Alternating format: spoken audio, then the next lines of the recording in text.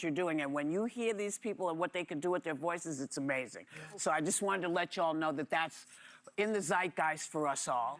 Anna's Behind is on the Behind the Table podcast today. We want you to have a great day, everybody. Take a little time to enjoy the view. And listen, don't let this stuff get you down. Remember what you got to do every day. You got to take care of your family, you got to take care of your friends, you got to take care of your neighborhood. We're all in it together. We're going to fight it together. We'll see you tomorrow.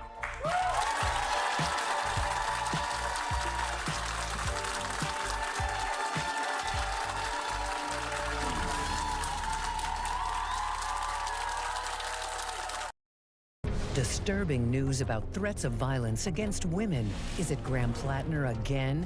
No, it's Troy Jackson. When a female legislator disagreed with Jackson, he threw a water bottle at her in anger. The woman was deeply frightened. Jackson was known for bullying, and his screaming felt like intentional intimidation. His brash conduct with women raised alarm bells about his temperament. Troy Jackson, another phony we can't trust. Pine Tree Results PAC is responsible for the content of this advertising. On the Road, broadcasting the news at 6, is brought to you by Dorsey Furniture. Big savings under the tent through August 24th, where every item is at least 50% off. Coastal Auto Parts, your local Napa Auto Parts dealer with 30 locations, owned and operated by a Maine family that cares. The Breeze and Castine Variety, a seafood restaurant and bake shop that delivers worldly cuisine in beautiful Castine. You're watching ABC 7 Bangor.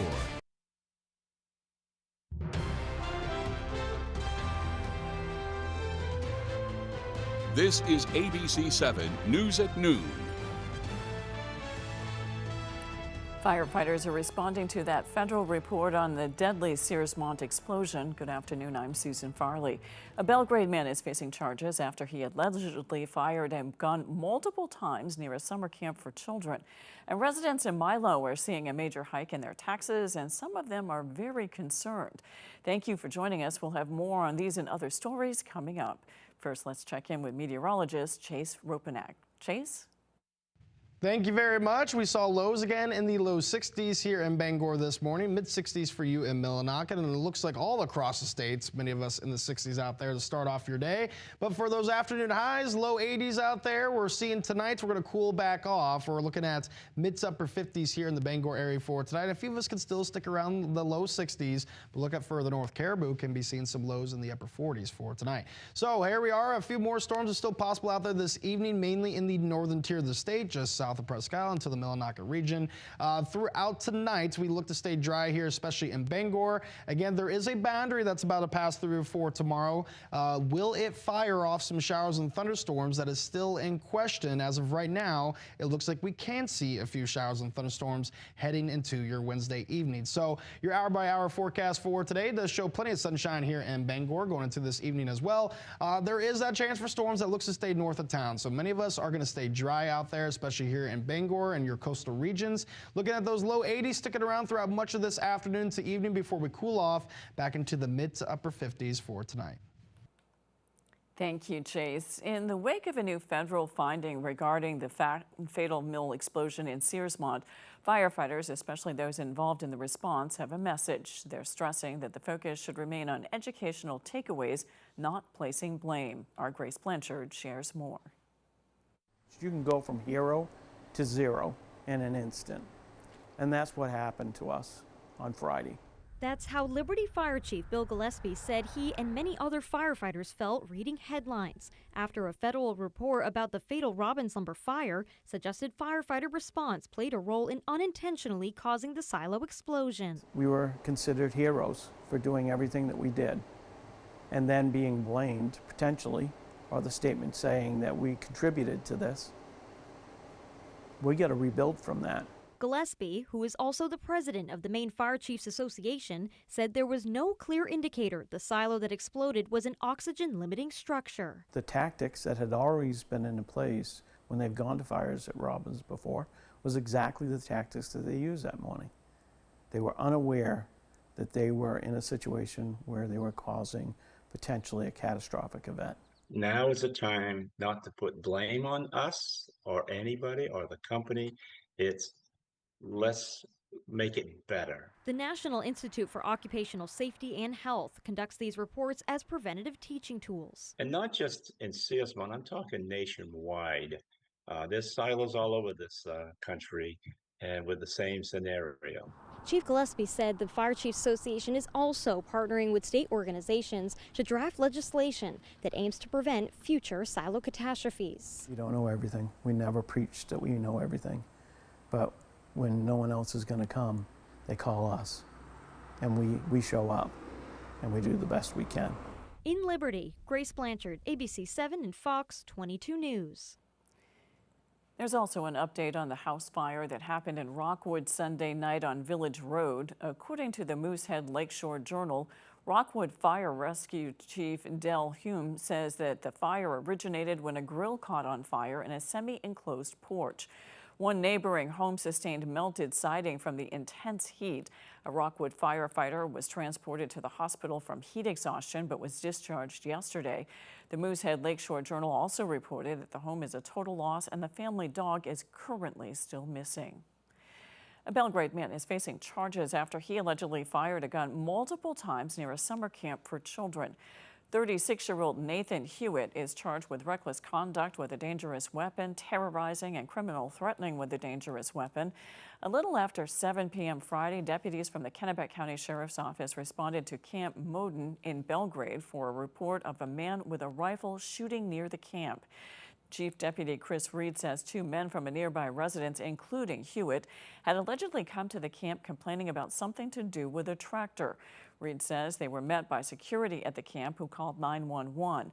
The 2 men left, but Reed says while the caller was still on the phone with the dispatcher, Hewitt allegedly started shooting from a rifle from 389 Smithfield Road, which is next to the camp. When a deputy arrived, the camp was put into lockdown because there were several staff members and several hundred kids there when the incident happened.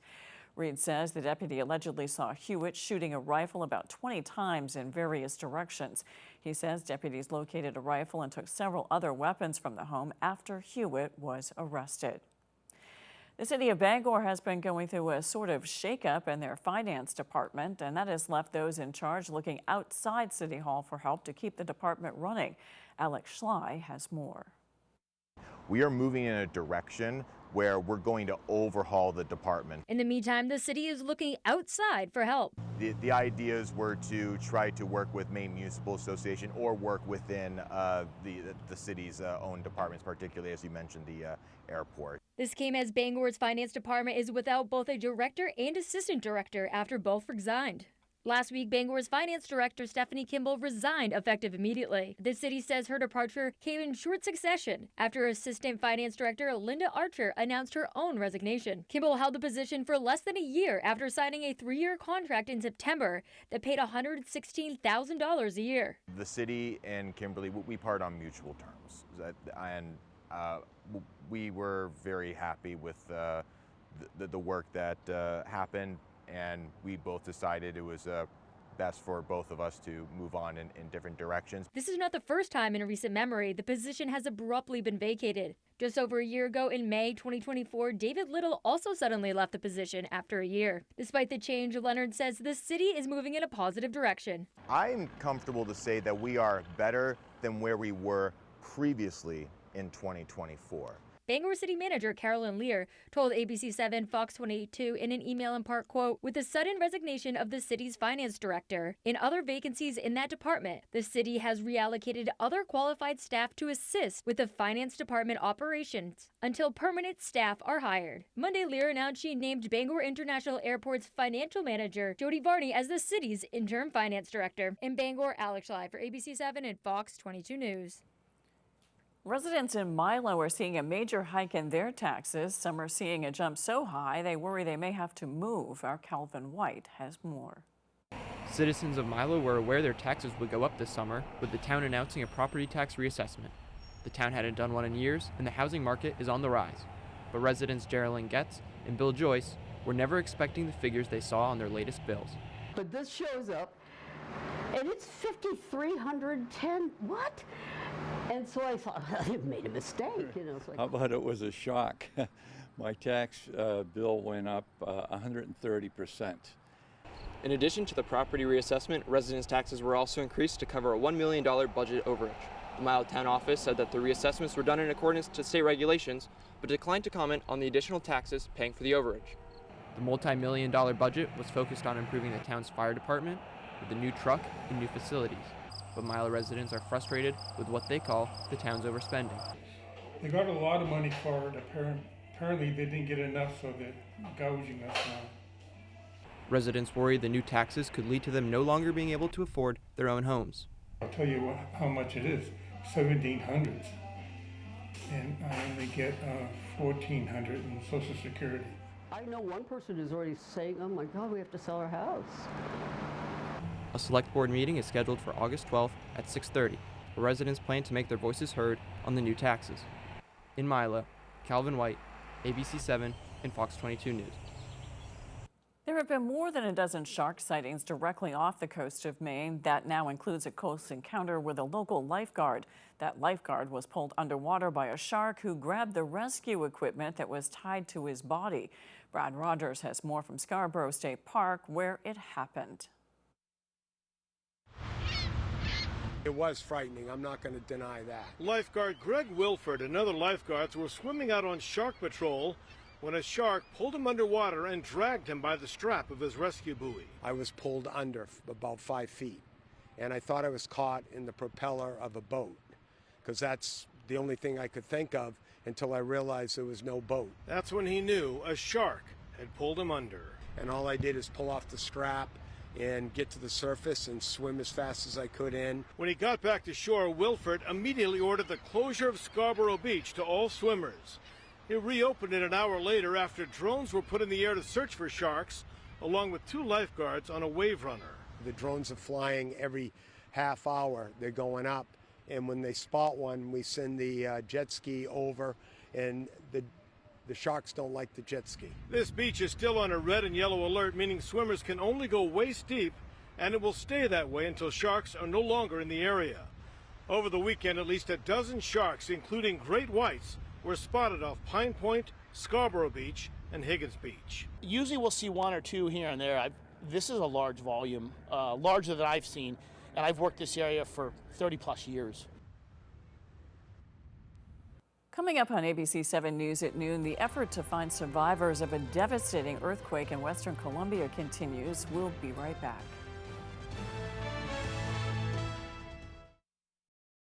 I went to work in the woods after high school. The harder we worked, the more that the companies took from us. That's why we organized. We made them listen. People are doing everything they can right and still cannot get ahead. Susan Collins keeps telling us everything is just fine. Who has she served? She has served Donald Trump. She has served the billionaires. She has served herself. We are getting screwed, and I'm running to change that. Government that Works PAC's responsible for the content of this ad. It's a mountain of fun. Plus, the Mallet Brothers at the county's Fall Festival to End Hunger, Saturday, October 3rd. This year's family fun, the scenic chairlift, an ATV ride-in, food trucks, beer garden, bonfire, golf scramble, and the Mallet Brothers. The county's Fall Festival to End Hunger, Big Rock, Mars Hill, Saturday, October 3rd. All for Maine's Ending Hunger campaign from the County Federal Credit Union. More at countyfallfestival.org. We've got a 100-year-old company here, and it's because of the service, the quality, and the experience. It gets done right. I think we've been doing it for so long. The only thing that we do, that when we walk into a room, we automatically know how to treat that window. We can take any product that the customer's looking for and make it work in just about any situation that they present us with. So there's no reason to be overwhelmed. No. We can help you through it. We're not going anywhere. We've been around for 100 years. Why should your new floor come from Carpet One? Because we're passionate about the spaces our neighbors call home. We're part of your community, and we're also part of the world's largest cooperative of independently owned and operated flooring stores. So you can be sure you'll get great selection and outstanding value with every installation.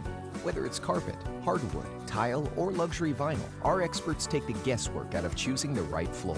We're your local Carpet One Floor and Home, the one store for your perfect floor.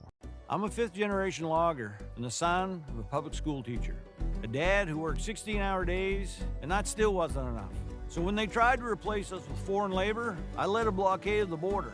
Susan Collins didn't help us then, and she's certainly not helping us now. We're all getting crushed out here. Healthcare, housing, heat.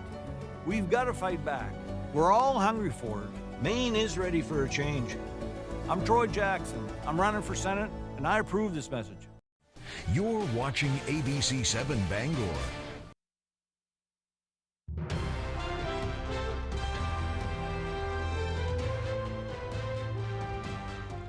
The desperate effort to find survivors of a devastating earthquake in Western Colombia continues. Officials say at least 132 people were killed after the 7.4 magnitude quake toppled buildings in dozens of cities and towns. Search teams are looking for people who may be missing and may be trapped beneath the rubble. About 1,600 buildings were damaged or destroyed, including dozens that completely collapsed. Colombia has declared a state of emergency to speed up funding for recovery. The U.S. Geological Survey said the earthquake hit cities across Western Colombia and was felt in neighboring Ecuador and Panama. There's still no end in sight to the Ebola outbreak in Africa. It reached a grim new milestone this week, and health officials say they're running out of resources to stop the spread. Senior Foreign Affairs correspondent Greg Palcott has more. We are chasing the virus. The virus is ahead of us. More than 2,000 deaths and counting in this Ebola outbreak centered on the Democratic Republic of Congo. It's now the fastest growing on record. It took 9 weeks to get to 1,000 deaths, but less than a month for that number to double, underscoring the difficulty of containing the virus. We need to raise awareness. We need to explain more to our fellow citizens because a population that understands the disease will itself report cases. There are now more than 4,000 confirmed cases. Frontline healthcare workers and first responders say help is still not coming quickly enough, despite billions pledged by the international community. The one problem appears to have been solved. Hundreds of doctors and nurses are now back on the job after going months without being paid. We will not hear again about strike of health workers. While salaries will be paid, the CDC has now added new restrictions on travel from the region, telling Americans who have been in the Democratic Republic of Congo to wait 21 days before heading home. Meanwhile, some doctors in the U.S. are now calling for resources to ramp up, saying it's time for an information-based approach to stopping the spread. The way we're looking at Ebola, we're still looking at viruses through the lens of symptoms. It's the 21st century. The World Health Organization is now starting a clinical trial on a vaccine that could be effective in fighting the Ebola outbreak. In London, Greg Palcott, Fox News. A Syrian court sentences a security official under al-Assad's regime. He's been sentenced to death. Atif Najib is the former Syrian president's cousin. The court handed down a death sentence to al-Assad after a trial convicting him of crimes including killings, torture, and arbitrary arrest during the country's nearly 14-year war. The judge also sentenced to death to al-Assad's younger brother. It's the first conviction against the former Syrian leader, who was ousted in a rebel offensive in December 2024 that ended decades of his family's rule over Syria. Video shows the court sentencing Najib on Tuesday in Damascus. After the break, there may be a new way to prevent serious RSV infections. We've got details when we return. You know what today is? It's Tuesday. Just reminding you that whatever day of the week you get hurt, we're your go-to lawyers. If you've been hurt, call us right now. Hurt in an accident, what do you do? Call 222-2222. Keep your boat safe, functional, and beautiful with a Shoremaster boat lift from Hammond Lumber Company. Your Hammond sales rep can help you choose the perfect lift for your boat. Shoremaster's exclusive Whisper winch offers the industry's smoothest and quietest operation. Add speed and convenience with a Shoremaster lift motor. And Shoremaster's modular infinity design makes it easy to upgrade with accessories when you're ready. Take your boating experience to the next level with a Shoremaster boat lift from Hammond Lumber Company. Taylor Events and Equipment Rental in Bangor for all your wedding and events, tents, tables, chairs, and more. Also see us for your home project equipment rentals. Taylor Events and Equipment Rental, 1179 Hammond Street in Bangor.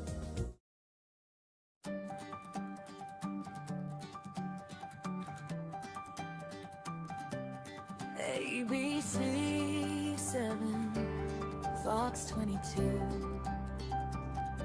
The place we call home, telling main stories wherever you roam. From sunrise shores to forests of pine, hard work, strong hearts, values that shine. From old towns to harbors, back roads to ocean blue. Neighbors helping neighbors in all that we do. Through storms and clear skies, day after day, we're here with the stories that matter in Maine. From mountains to sea, standing strong and true. This is Maine, this is home on ABC7, Fox 22.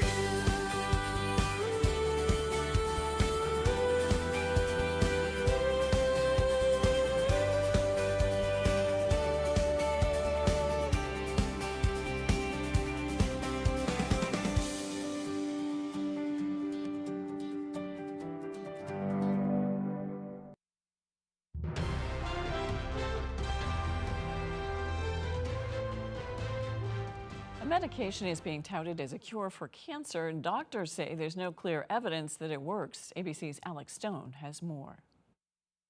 Ivermectin and benzimidazole class drugs are FDA approved for the treatment of parasitic worm infections in both humans and animals. In humans, the drugs are approved for river blindness, intestinal parasites, head lice, and some skin conditions. But new research published in JAMA Network Open finds same-day prescriptions for the drugs nearly doubled after their combination was promoted on a popular podcast as a cancer treatment.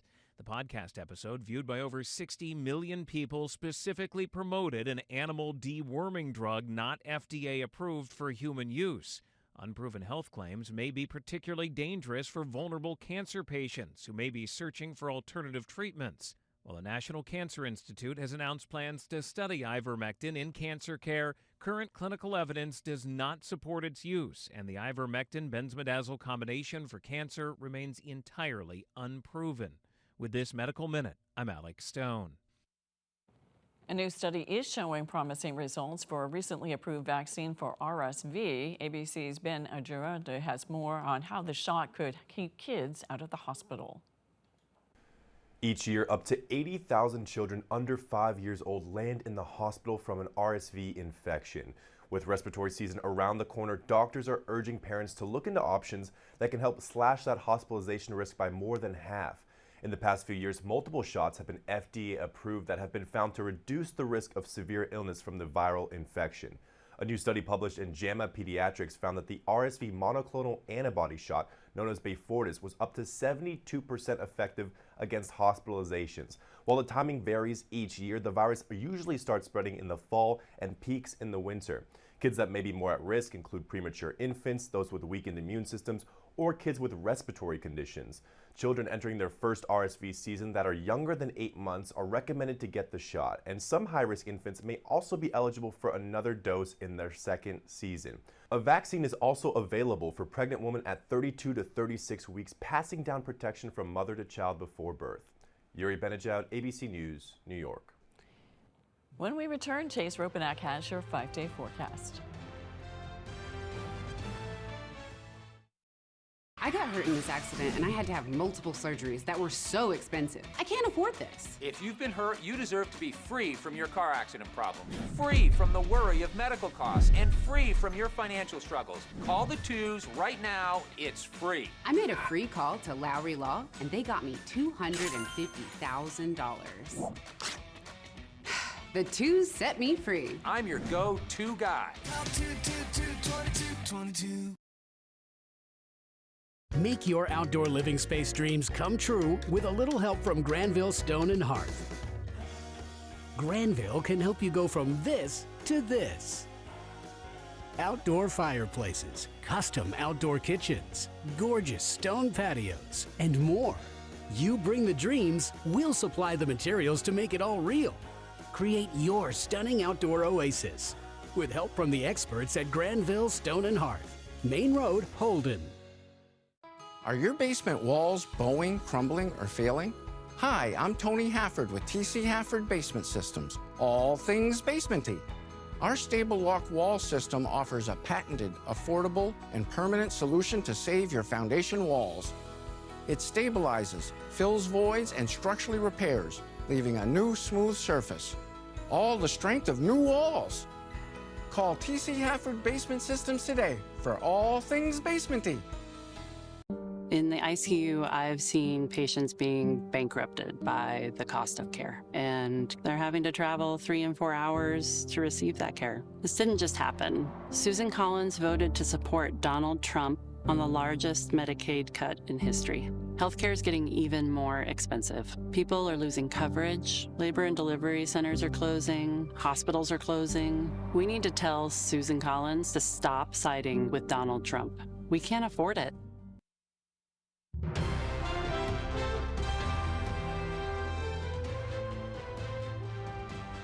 Let's check your full forecast with Chase Ropanak. Chase? Thank you very much. Your main weather today is brought to you by Old Town Redemption Center, now offering a 10% bonus on returnables and a monthly $100 drawing.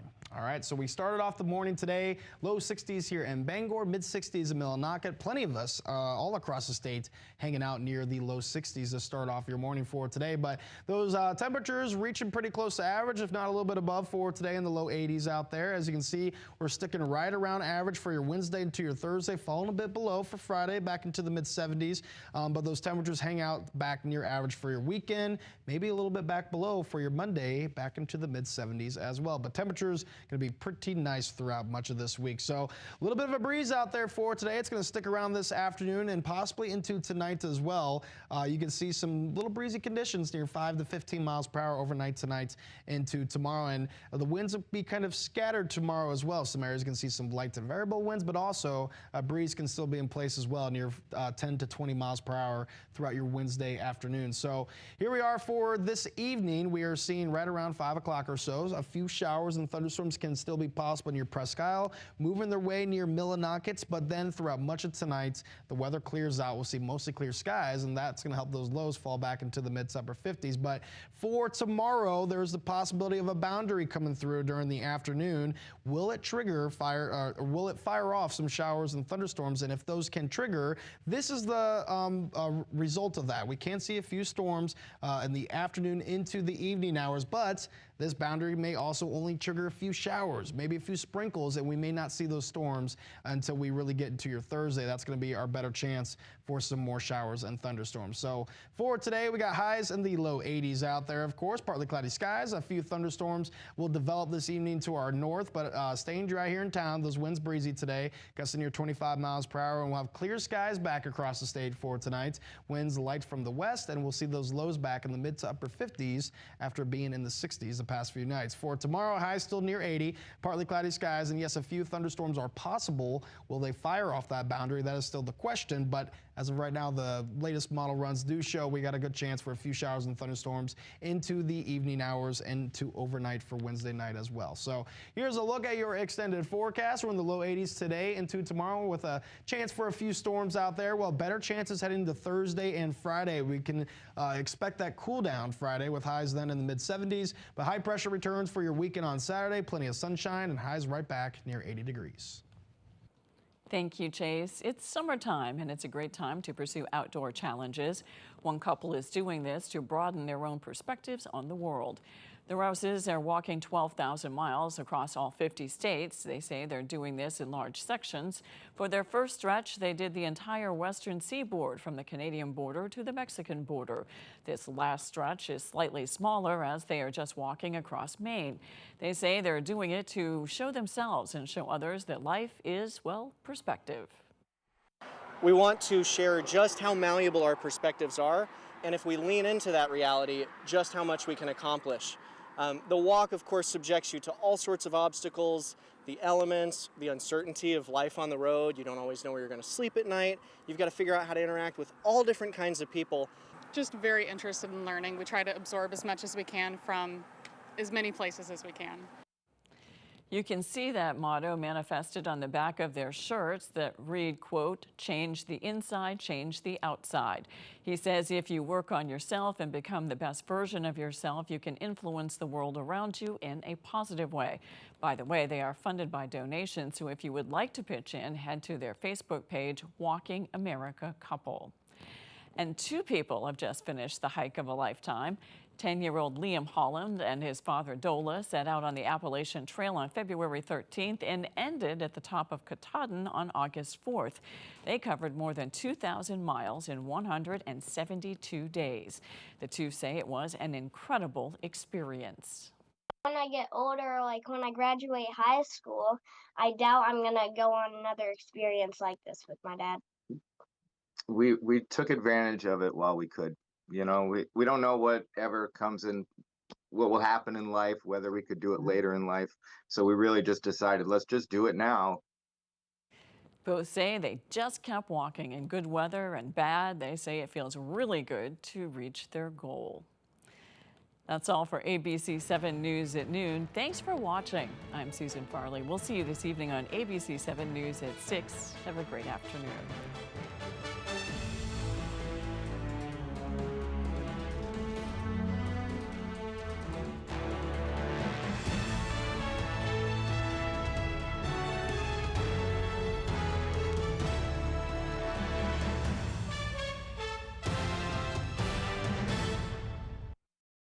On the pavement, Sunday, October 4th at the Sea Dog on the Bangor waterfront. Register now at purpleirisfoundation.com or scan